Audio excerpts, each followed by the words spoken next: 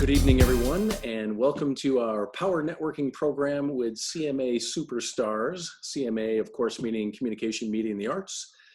My name is Gary Morris. I'm the Director of Career Services here at SUNY Oswego. This industry, as you know, has been particularly impacted by the pandemic, so we needed to bring in three extremely accomplished and heavy-hitting alums to provide their perspective on what it's like to work in this industry today. If you're wondering what The Lion King, 21st Century, Frozen, and Broadway's Rock of Ages have in common, you have come to the right place tonight.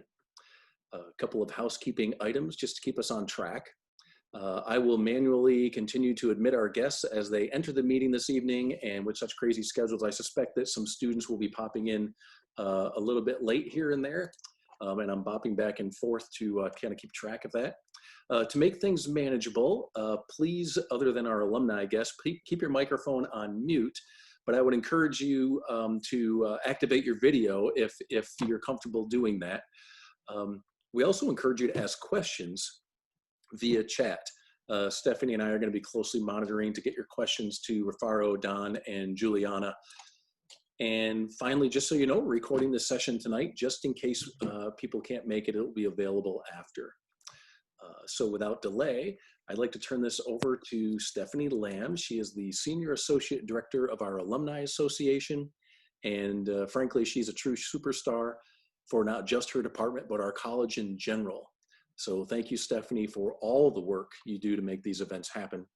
At this point, she has the honor of introducing our amazing alumni. So Stephanie, I'll turn it over to you. Fantastic. Thank you, Gary. And thank you to our alumni for being here tonight. It's really amazing and a bright light in a challenging time to have you all here to talk to our students. So we can't thank you enough. So again, I'll kick things off with our introductions, and I'll do things in alphabetical order here. So I'll start with Juliana Hannett. So Juliana began her career as a stage manager, but found her calling as a theatrical press agent in 2001. She has had the pleasure of working on many Broadway productions over the years in an agency setting with both Boneau, Bryan-Brown, and Barlow Hartman, the Hartman Group, including the Tony-winning Best Plays Take Me Out and The History Boys, Best Musicals Billy Elliot and Memphis, as well as other notable productions such as Beauty and the Beast, 2002 Pulitzer Prize winner Top Dog, Underdog, the 2010 and 2012 productions of the hit musical Elf, the Broadway revival of David Hare's Skylight, the 2015 Tony winner for Best Revival, Larry David's Broadway debut as playwright and star of Fish in the Dark, and the 2014 Pulitzer Prize winning play The Flick by Annie Baker. Juliana has also had the pleasure of representing the acclaimed revivals of Arthur Miller's A View from the Bridge and The Crucible, both directed by Tony Award winner Ivo Van Hove, celebrating Arthur Miller's centennial in the 2015-16 season. In the 2016-2017 season, Juliana represented the surprise hit Oh Hello on Broadway, starring comedians Nick Kroll and John Mulaney, as well as the stage adaptation of the beloved animated film Anastasia. She then joined the team at Disney Theatrical Productions as a publicist for The Lion King, overseeing the campaign for the production's 20th anniversary on Broadway, as well as the 4th anniversary campaign for Aladdin. In April 2018, Juliana became a vice president at Rubenstein, representing a variety of entertainment clients, including the Broadway productions of The Cher Show, Darren Brown's Secret, A Christmas Carol, and Girl from the North Country, a new musical featuring the catalog of Bob Dylan that was the last show to open on Broadway prior to the beginning of quarantine in March 2020. Due to the circumstances of COVID, Juliana has recently struck out on her own, continuing to work with entertainment clients as well as clients in various other industries. Juliana received her bachelor's in theater with a minor in business from SUNY Oswego in 1995, where she currently serves on the advisory board of the School of Communication, Media, and the Arts, and she earned her master's in theater from Hunter College in 2014. It's a pleasure to have her here today. Thank you, Juliana. Hi, sorry. If I knew you were going to read that, I would have made it much shorter. I couldn't, there was nothing I could cut out of that. It's just all too good. Yeah, but there was plenty I could have cut out. No. Got to do the full thing. So hopefully I'm pronouncing this right. Don Marcoccia. Dawn moved to New York City over 20 years ago after receiving her bachelor's in theater from SUNY Oswego in 1993. Her first job in New York City was dressing an off-Broadway show called Des Barbecue. The show did not last, but she can trace every opportunity back to that show. Dawn went on to earn a master's in costume history from NYU in 2001 and a BA in special ed from City College in 2013. Design credits include designing interactive costumes for the Children's Museum of Manhattan's Frog and Toad and Peter Rabbit exhibits. She has designed for numerous modern dance companies, and notable design credits include being the costume co-coordinator for the national tour of Swing and the associate designer of the national tour of Funny Girl, starring Debbie Gibson. In addition, she worked as a costumer on Peter Pan Live, CBS This Morning, 40 North, and as a wardrobe supervisor for last year's HBO special, Notes from the Field, starring Anna DeVere Smith. She has been a member of Wardrobe Local 764 since 1997, where she has worked on over 20 Broadway productions. And she's dressed stars like Kathleen Turner, Lorraine Bracco, and Laura Benani. Favorite shows include Rock of Ages, Radio Christmas Spectacular, and The Band's Visit. Her most recent work was on the Tony Award-winning revival of Rodgers and Hammerstein's Oklahoma as wardrobe supervisor. Welcome, Dawn. Thanks for being here. Last but certainly not least, we have Ruffaro Matumbo, who graduated from SUNY Oswego in 2012 with his bachelor's in broadcasting and communications. Ruffaro joined Safe Horizon in 2019 and was previously the social media manager for KIPS Bay Boys and Girls Club and the promotions coordinator for Hot 97 and WBLS 107.5 FM. Ruffaro has held positions within the entertainment and nonprofit, including as a digital content manager, producer for Loudspeaker Network, freelance video editor for News Corp, and digital marketing consultant for various boys and girls clubs in New York City. Ruffaro is also a board member of SUNY Oswego's Alumni Association Board of Directors. In his current role as digital content manager at Safe Horizon, Ruffaro is responsible for the strategic planning and production of digital content on multiple social media channels where Safe Horizon has a presence, including Facebook, Twitter, and Instagram. A considerable part of his job is to externally communicate rapid response messages, promote Safe Horizon's brand reputation, fundraising initiatives, and public awareness campaigns about programs that reflect their mission of supporting victims of abuse and violence. So thank you, Ruffaro, for being here, and thanks to all of our alumni and to our students for being here today. We really appreciate it. With pleasure.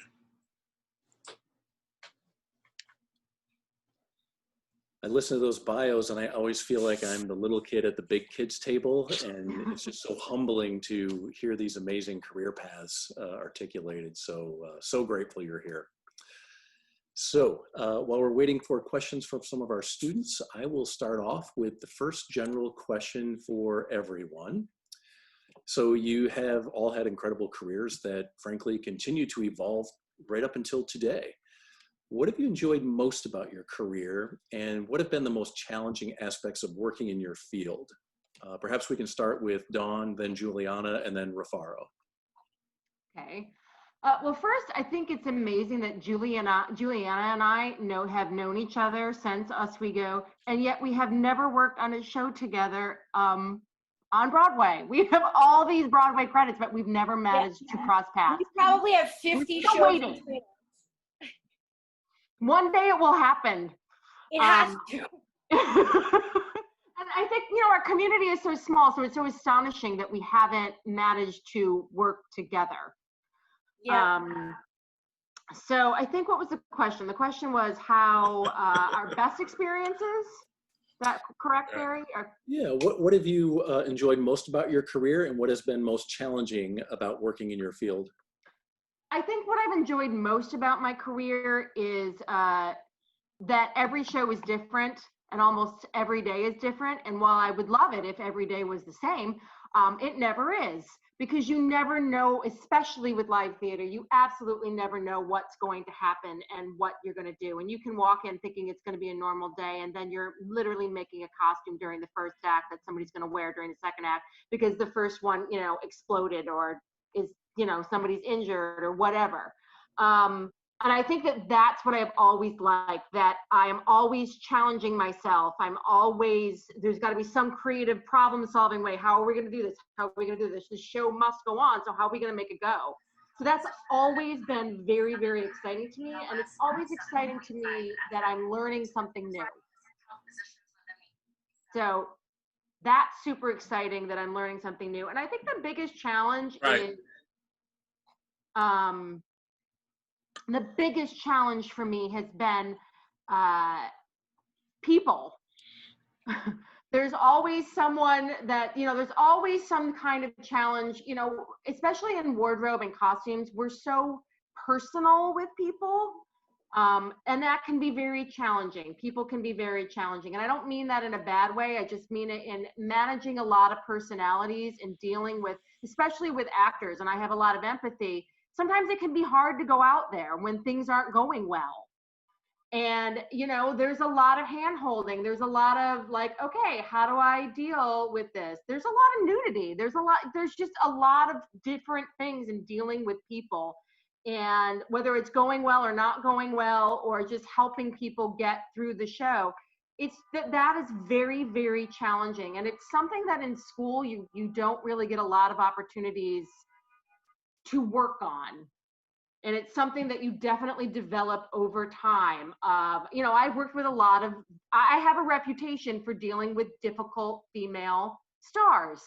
And I joke with my mother, I'm like, Mom, look, you set it up. You were a difficult mom. Now I'm translating that in my career.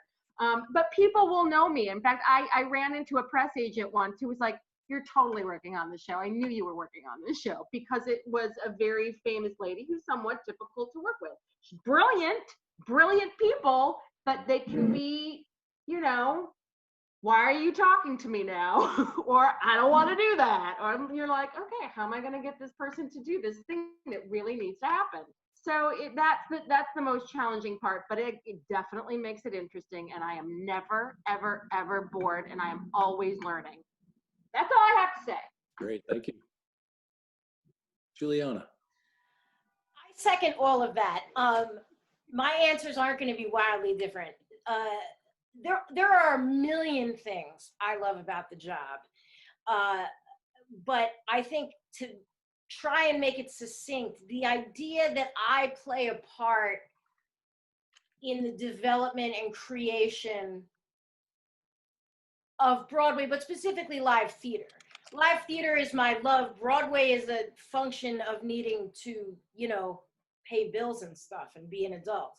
It's where you can make money doing live theater. I mean, debatable, like it's the best place for that. So, I really sat back and had a moment of pride the first time I saw a preview, gave a note to a producer, and then saw that change made the next time I saw the show. I was like, oh my God, somebody cared what I thought.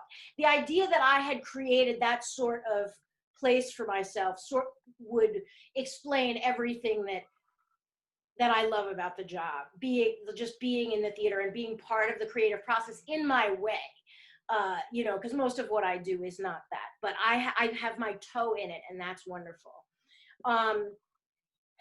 The hardest thing is exactly what Dawn said. Creative personalities are incredibly difficult. And I too come from a family background that sets me up nicely, which is why I end up taking care of people for a living. So that's probably the hardest part of the job over the years, was learning how to manage difficult personalities. And some of them are huge. As Dawn was saying, you have a huge star in your face, screaming at you. Like, you have to be able to absorb that and react accordingly.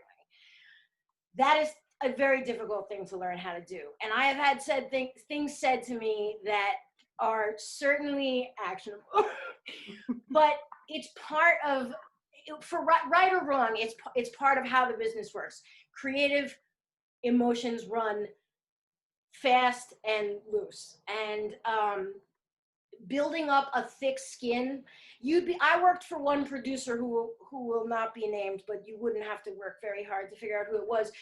And he thickened my skin so much that I feel like you can't touch me anymore. But that also changed the trajectory of my career, because I was like, yeah, I'm not letting, people can't talk to me like this anymore. It created a line. So yeah, that is a challenge. Yep, sure.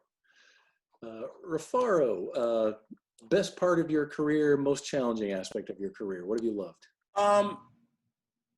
Great question. To be honest, I don't even know if I feel like I'm not in so much in my career, if that makes sense. Or maybe I am, I just haven't acknowledged it.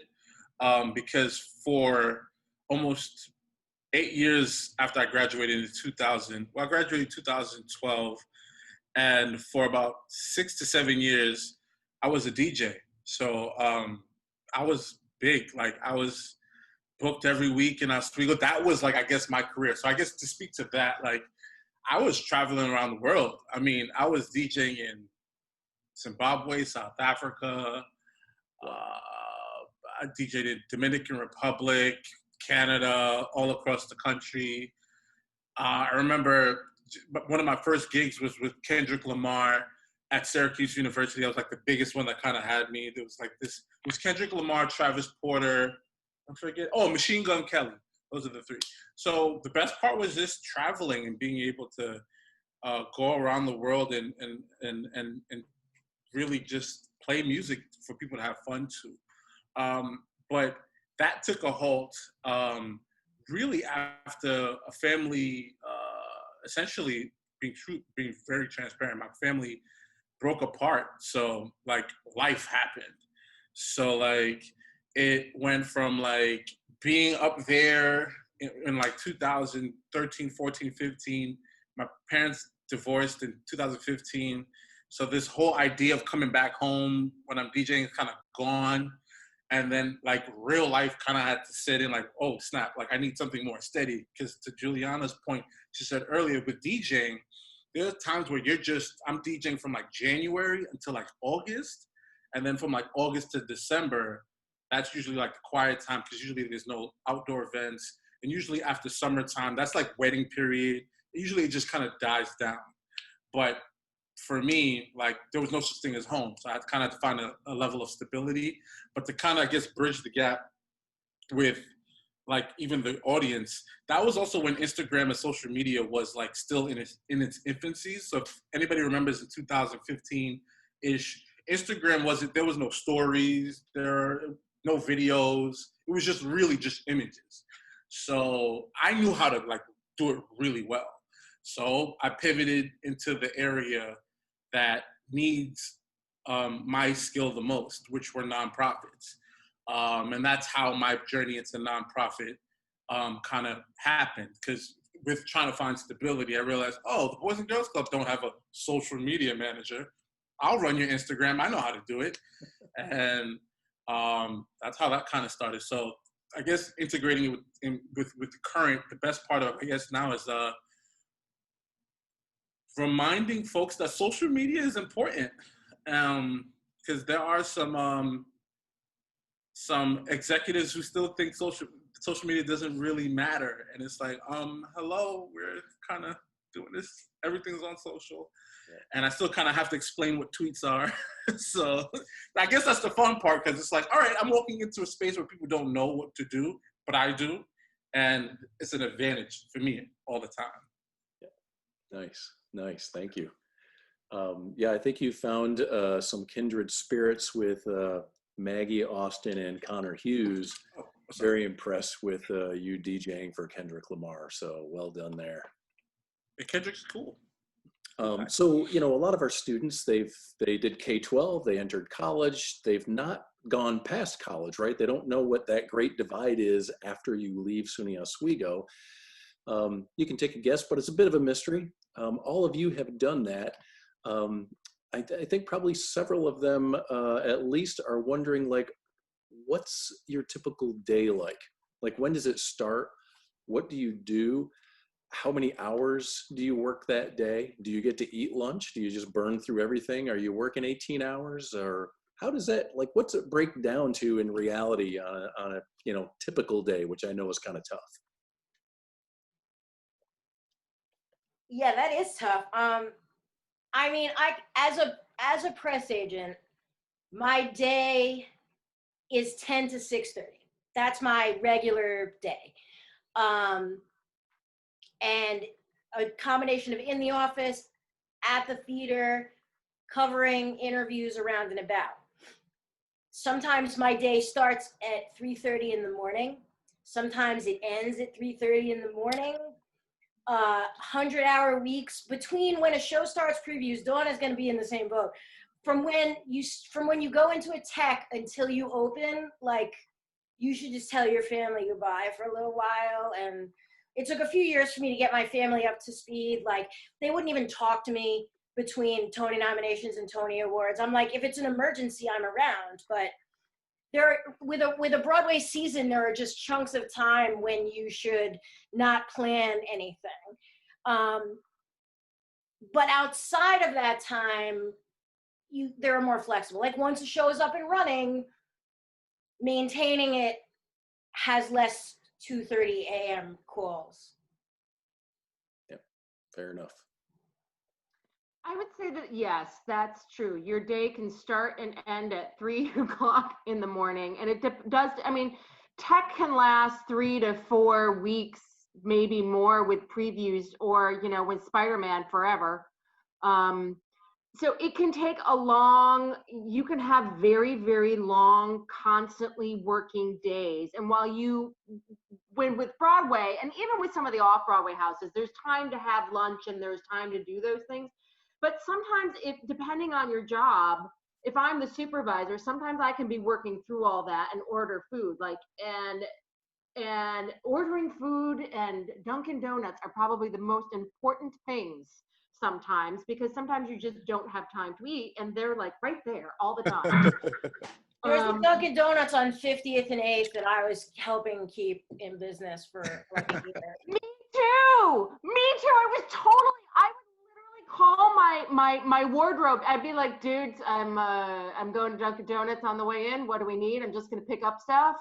And I'm so sad, because the last time I was there during all this COVID, I was like, how you guys doing? They're like, it's not good. And of course, all of Broadway is not there because we were all surviving on whatever they had to offer that day. Like, what is Dig In doing right now, right? Exactly. What is Dig In doing? How are they going to make it? And that's the other thing, is that I think our lives, like, some people like to live in Midtown and work in Midtown. I can't do that. I need to know that when I have left my work, I have left, and it is behind me. Yeah. And so that's also can be really important, because so much, you don't always want to ride the subway home with the people that you've had to take care of all day. And again, I don't mean that in a bad way, but sometimes it's just nice to not work. And sometimes those moments are very, very precious that you have where you're not. Or sometimes, a lot of times during tech, I'm taking a cab home and I'm continuing to work.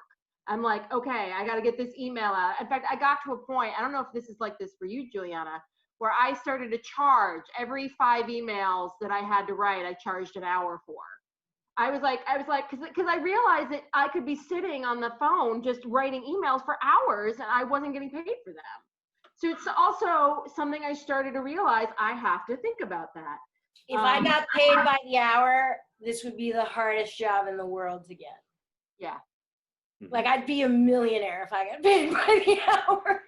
But again, I think it's true to what you said, is that when you love your job, we love being a part of that. There's nothing more than watching an opening night and seeing the work and you're part of it. And especially even at the Tony Awards and how the community comes together and the work that we've put into it. Somebody's asking, how do you guys get paid if not by the hour? We do get paid by the hour, and there are in my particular union, there's minimums. Like, you have 4-hour minimum calls, or there's an 8-hour minimum call for television, and then there's sometimes 10 hours for television. But the truth is that depending on, I don't mean to say this bad, but the lower you are on the totem pole, the less, like, the hours that you become very hourly. But like, sometimes when you're the supervisor, it's kind of like a conglomerate of time that you get paid sort of in a salary, then you get sort of this overtime, and it gets a little wishy-washy because you're never really not off the clock.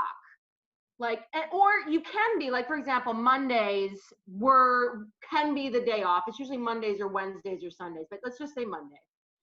And say I have a new person coming into a show. Well, if I don't get their stuff and the emails out and everything ordered and ready on Monday on my day off, well, then it's not going to be there and ready when they want it on Friday. So if I don't get going, even though it's my day off, and I don't always charge for that. Sometimes I do, sometimes I don't. You have to be smart about it, because if you charge too much, then they're going to get mad at you. But you also want to represent yourself. So when you go into negotiations and negotiate your contract, you have to think about that. Like, how many hours am I going to, or am I going to come in late to work? Well, that's what I would do. I would maybe work on a Monday, but then maybe when I would come in late for my calls. Because when you're the supervisor, everybody may show up at noon, but they don't always need you to show up exactly at noon. They can start without you. They can start at 1. They know how to start the laundry. But it all comes down to you, so it can be hard. So anyways, just a typical day, depending on, shows, you have to show up an hour before, half hour for a show. But if you're a supervisor or you're trying to make more money, there's also usually 4-hour calls during the day in which maintenance takes place. And then if you're star dressing, you could be in, I was in for Kathleen on The Graduate, or on Who's Afraid of Virginia Woolf. I would be in almost every day at 3 or 4 o'clock, even though my call wouldn't be until 5:30 or 6:30, because she would have publicities in her room, and I would need to get there earlier to meet the publicist, to meet the people and set up the dressing room, and what do you need, and who is coming in here, and how do I, you know what I mean? Because I, in some ways, am the liaison for that person. So your hours can change. Or if I'm just dressing, I may just show up at 6:30 and I'm out the door before 11, and that's on my own, that's my day, that's my week. Yep. But again, if I'm doing television, I could show up at 5 in the morning and not be done until midnight. And I could not be doing a lot all day long, but I could be the stitcher, or I could be the person that runs and gets the belts, or runs and gets the shoes, or runs and gets, whatever. So every day is different. And I think, as Juliana said, like, when you're in the Broadway season, your hours are not your own. No. The family has to accept that. Yep. No, because she'll be in the middle of tech, already working 8 a.m. to midnight for 2 weeks. And then here I am meeting with all of the supervisors of all the departments and stage management, being like, cool, in addition to that, we're going to do Good Morning America, and we're going to do The Tonight Show. And here is that insane workload dumped right on top of what you're doing. People hate me during the week before opening because I ask the most of everyone when they have the least to give. I'm just used to having looks of death shot at me, but I may do things at the theater too. If I need an actor in costume, then Dawn or someone in her department has to be there, because they have to supervise prepare the costume, make sure the actor's okay, blah, blah, blah. So whenever I have to do anything, like, there's all a budget of how many of extra costs. Now, Dawn's union is much better than mine. There are 17 unions that govern the Broadway space. Mine is for press agents, company managers, and house managers. So we get a base weekly salary, or a percentage of it. If you're starting out, you might have 25% of a contract as opposed to 100%. 100% of a contract is a livable wage. It does not govern hours, and we used to have little special things that we get paid for, and we lost all of that a few years ago in union negotiations. So there's very little outside of our regular salary. So, like, if we go to The Tonight Show, every single person I walk into that building with gets paid extra, except for me. Oh, that sucks. I can interject here. I do want to give Ruffaro a chance to answer the question as well. What's a typical day like for you?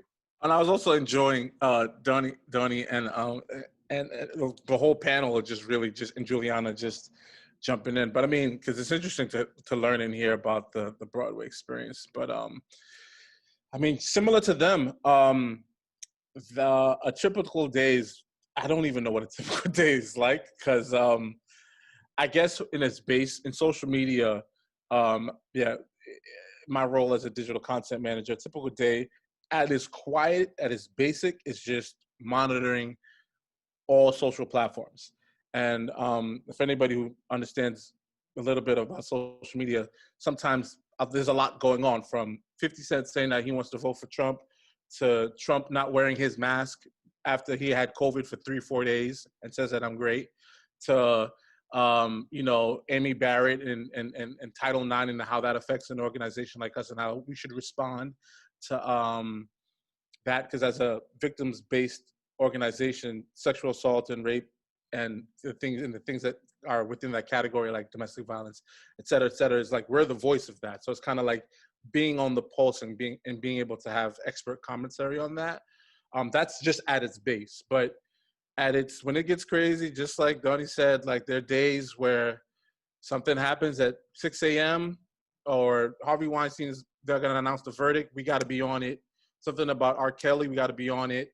Bill Cosby, got to be on all these Epstein, Ghislaine, like all those high profile cases. We got to make sure, because we're the voice of, well, at least I'm the person who's responsible for creating the content for the voice of the organization to respond and advocate for survivors. So I guess from 9 to 5, it can be really quiet, but then there's some days where you're just on social. As a DJ, I mean, that fluctuates per event. And it can be a long day, long evening, long afternoon. And even with radio, before I had left Hot 97 and WBLS, you know, you're getting prepared to do a show I work 9 to 5, then I do 7 to midnight with an R&B guest on WBLS. But at the same time, you don't know sometimes, you know, if Joe's going to pop up or this artist is going to pop up, but you mainly have the order of the show, which is always the base. So it's always like really up in the air, since I have, like, I guess, my Clark Kent and Superman. Yep, fair enough. I would love your thoughts on this, because I know a lot of students are thinking about this. So we're in this weird space, as you all know, this huge pause globally because of the pandemic. Students are struggling to find those quality internships because they've been scaled back, gone remote, or just vaporized, and other kinds of experiences. Yet, you know, as you know, because you're alums, SUNY Oswego is a place that prides itself on, you know, live the dream, go after, you know, the big stuff out there. They still want to move forward in this time.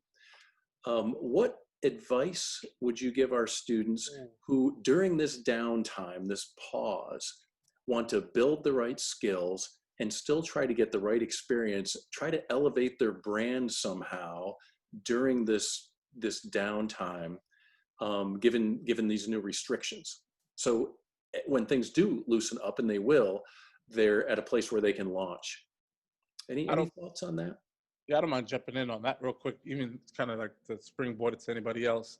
But I feel like this is the best time to take advantage of it, because, like, if you can get in on a job where you can do it, if not for cheaper or for free, I know that nobody wants to work for free, but as a person who, if you can't get an internship, if you can, the best way to do it is just work for free. Like, if somebody emailed me and said, "Hey, Ruffaro, we saw your digital work, would love to help you in whatever way," as a professional, I would love to use that help and to lighten my load, to be honest. And I will always, in return, because it's always a certain business kind of transaction, be the person to give you a recommendation after that. And I feel like this is the time where everybody's not trying to spend money. And I think this would be the time to utilize your inexperience as a way to get experience.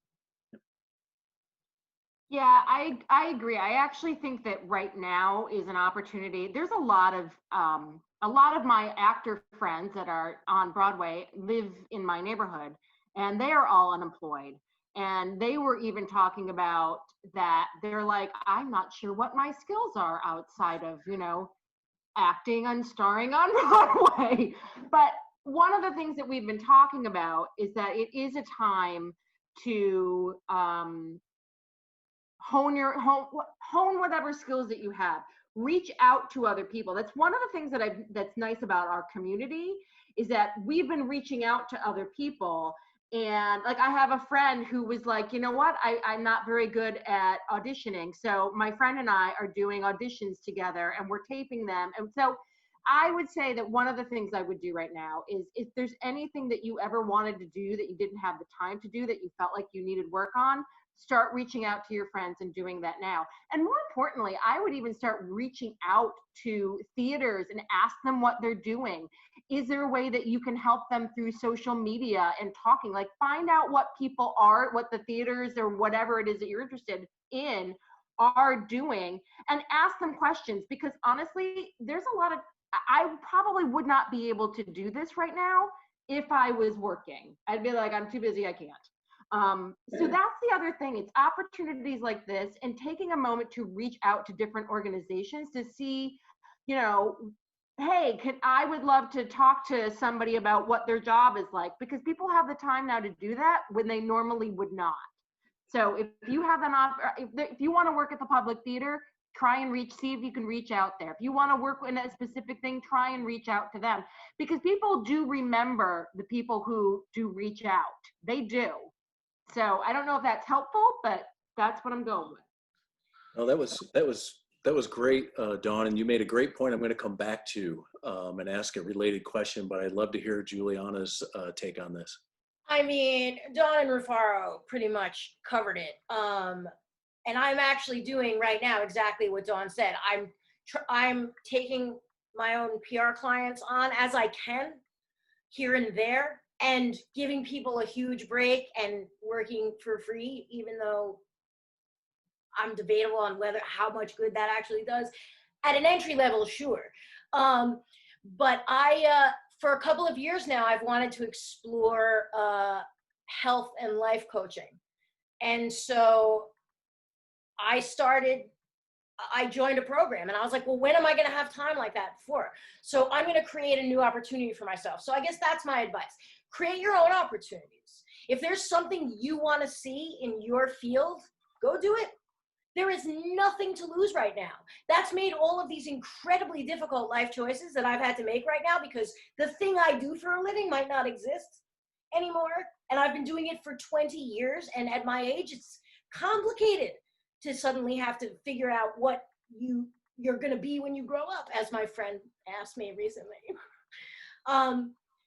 But the comforting thing is there's nothing to lose. All bets are off. Everything is on the table right now. It's a new world, and we can help create it in a new and innovative way. And the generation of students that are in college right now are the perfect ones to do that. So create crazy stuff, man, and then hire the rest of us. Yeah, I appreciate that. It's a brave way of looking at the world, and I love it. I do have a question for you, Gary. How many, just so I understand the room and the audience, are we discussing and talking with a lot of freshmen, sophomores, juniors, seniors? Let me take a quick look here. Or we could scan the room. Students. Yeah, who are you guys who are watching? I want to know more about them as well. Like if you're a junior, or like if you're a freshman, press 1, sophomore, press 2, junior, press 3. This is the DJ side of me now. If you're a senior, press 4. If you they're doing it. Look at you.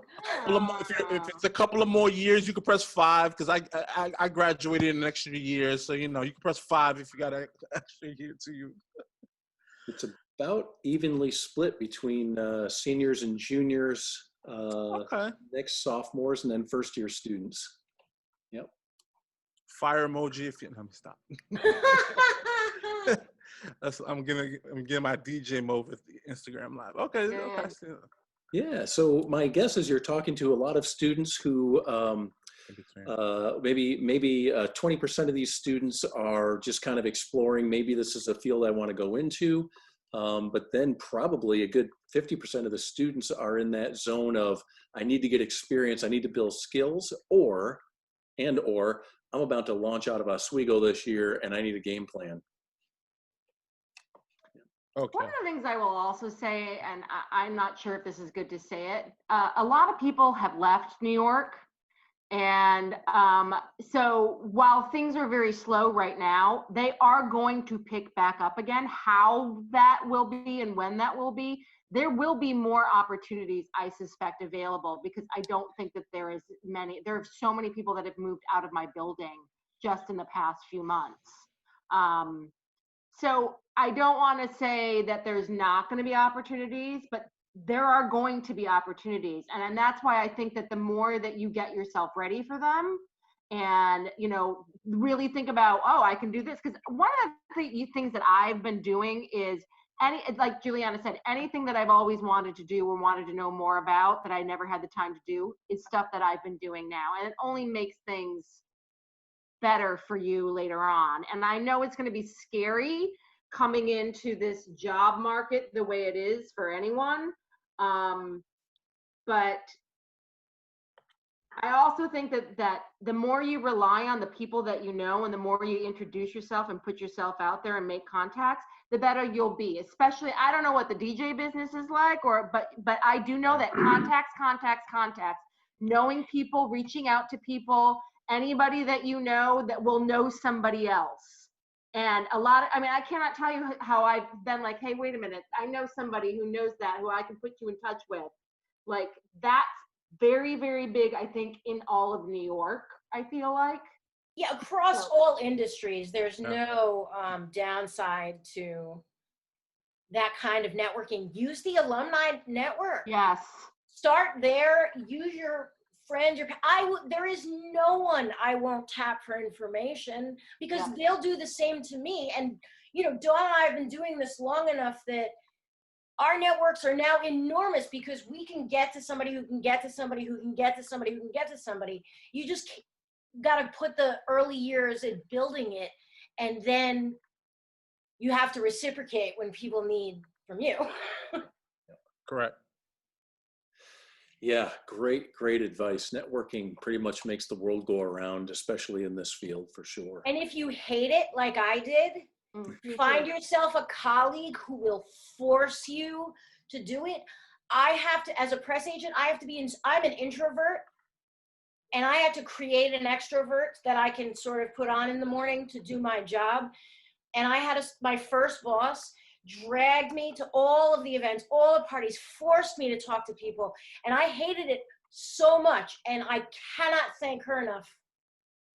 Yeah, I second that. You have to develop. Yes, you have to get out. It's probably one of the things that I am not as far along in certain cases of my career, because I wasn't willing to schmooze and go out and party or drink or do whatever with all of these people, because I'd rather just be alone for a little while. But yes, I agree. You've got to have somebody that's like, no, you're going to do this. You're going to be yourself. You're going to put yourself out there, because that is how people get jobs, through parties that you go to. I mean, like theater parties, you know, brunch with the friends that, you know, are we just do. We all, and it's how it works. And if you are an introvert, it is a lot harder. It doesn't mean you can't get work. It just means that it's something you do have to push yourself to do. So while we are pushing you to network, we push ourselves to network as well. Yeah, all those difficult kinds of things are skills that come with time. So you just have to remember early on to just do it and know that it'll get better. That it'll be awful. Like when I media train actors to do interviews, the first thing I do is point out all their tics so that they can work on them. And then I tell them the next like 2 or 3 interviews, you're just gonna be all tics, because that's all you're gonna be thinking about. Don't freak out, that's what's gonna happen. And then you're gonna incorporate it in. And any new skill like networking is gonna be like that. It's going to be hard. You just have to sort of put in the time and just know that it's all worth it. I'm lucky in that I've had colleagues over the years that forced me in those capacities to take over, bosses that knew I was ready before I did. and things like that, because those are terrifying moments. And I'm having one right now. What am I supposed to do with my life? I've just been down this road enough times that I'm like, you know what? Instead of sit around and be bummed out, I made a list of the things I'm good at and started pursuing one of them and started building from there. And it's scary, but I also know that I get the best out of myself when I push myself. But it takes years to get there. So just start now, and then you'll be there sooner. Yeah, you have to be willing to adapt to the moment, and keep changing and adapting, and keep willing to learn. I mean, and I think that that's true of almost any career now, because, you know, technology, things are changing so fast. And you have to keep that up. And I think that's the reason why I like theater and even television, is that it's a community-based work.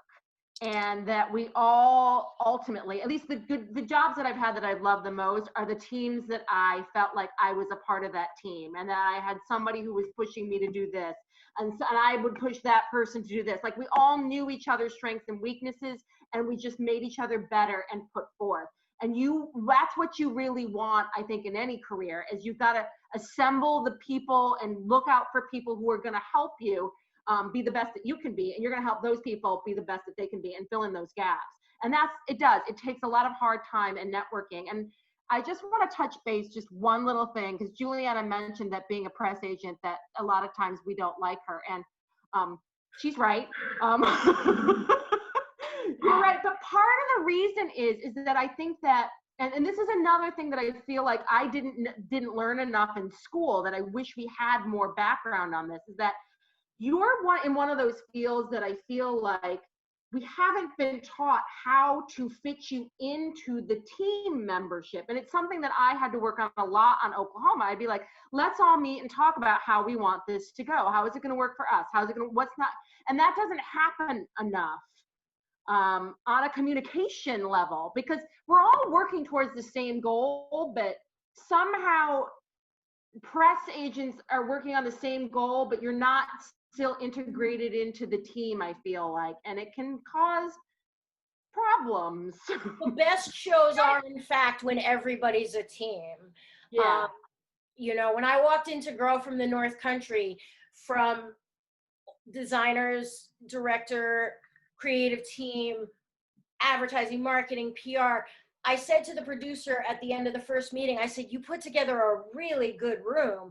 And he was a new producer, and he said, oh, wow, yeah, like, people keep saying that to me, because it was a group of people that we were just like, oh, this is just going to be a love fest. We all know each other. We have a shorthand. But when you don't have a shorthand, and some people come with some people have worked with awful press agents, and then they get me, and then I have to sort of have to teach them that that press agents can be good and can be helpful and listen to you, but we can also put people in a situation where they, like, you know, at 3 a.m. on a 2-show day out on the plaza at CBS, I don't expect anybody to like me, and I don't care. I just need you to perform on television. You can hate me the whole time. But you're right. There's a disconnect between the creative jobs and the more administrative jobs. And to make it worse, press is in a weird gray area that has never been defined in one particular way. And yet it's probably one of the most important parts of a theater organization that makes the show keep running. It's a complicated life I've led.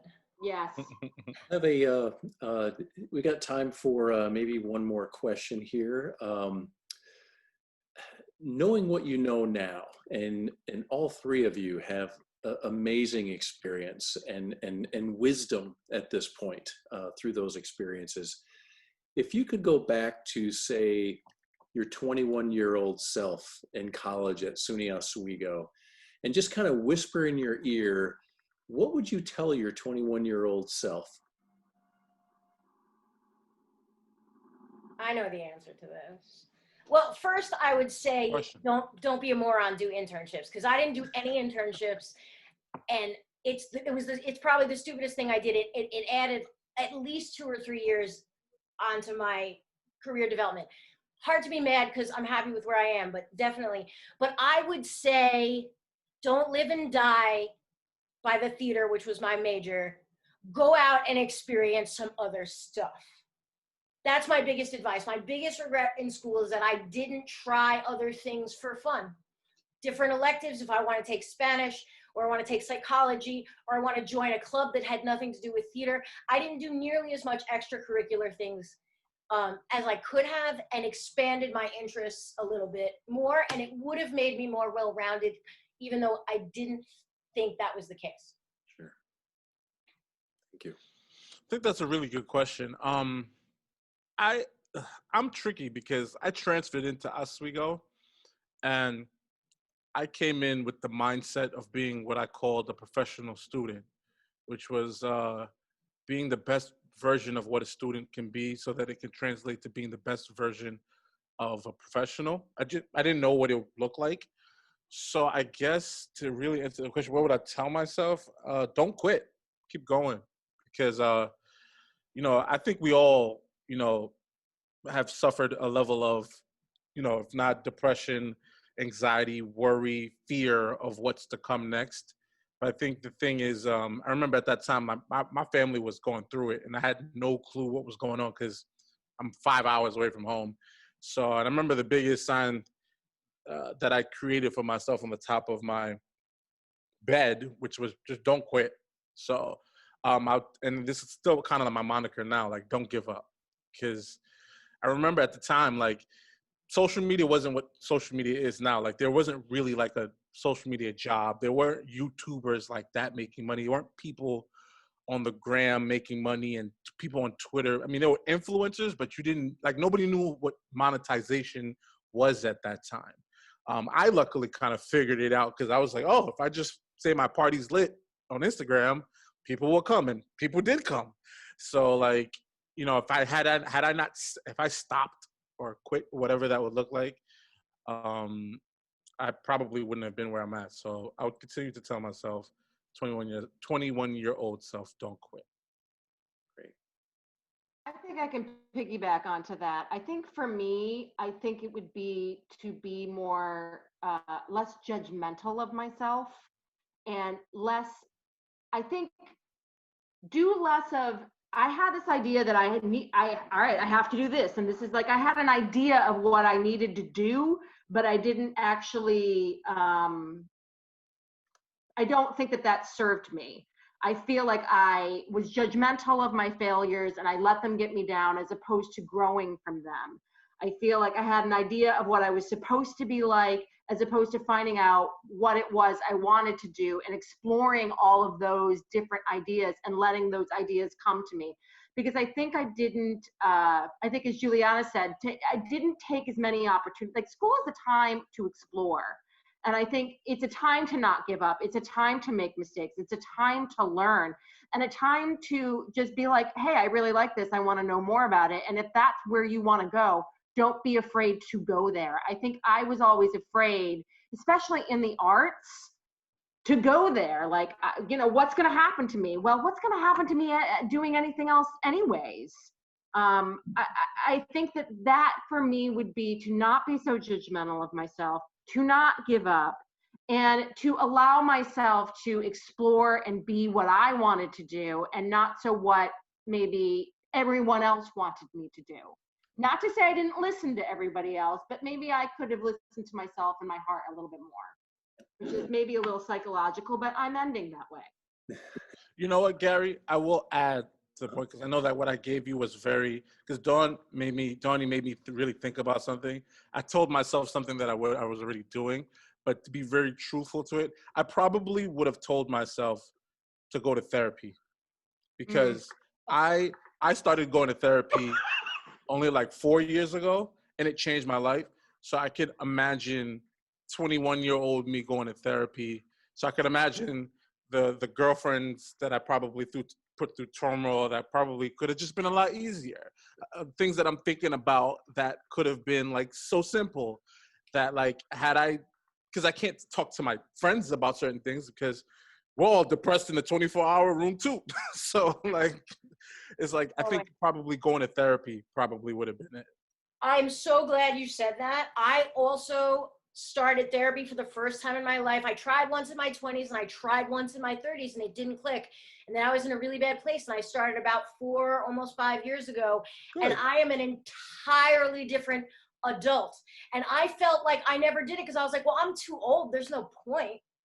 There's no point in trying to fix any of this nonsense.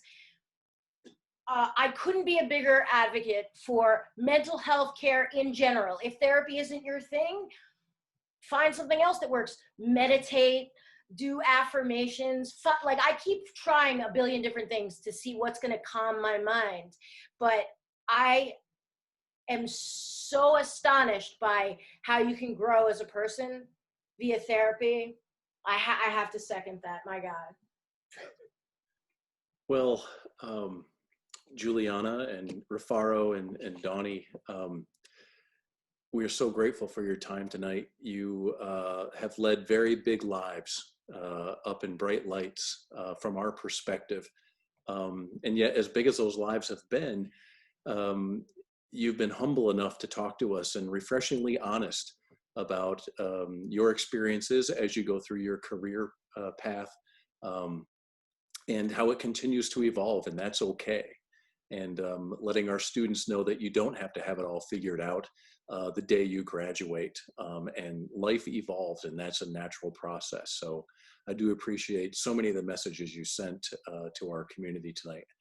Super valuable. So thank you very much. It was a wonderful exchange of information and just a humble presentation, which I'm really grateful for.